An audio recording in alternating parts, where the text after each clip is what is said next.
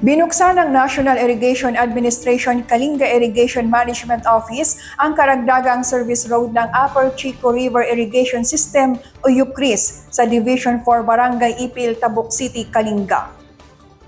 Ang service road ay may habang 1 kilometro mula sa sitio Tampo at ikinokonekta ito sa Maludda Farm to Market Road. Sa pamamagitan nito ay mapagaganda ang mobility ng mga NIA personnel at mga magsasaka sa operasyon at maintenance ng mga pasilidad sa irigasyon, maging sa transportasyon ng mga kinakailangan at mga produkto sa sakahan.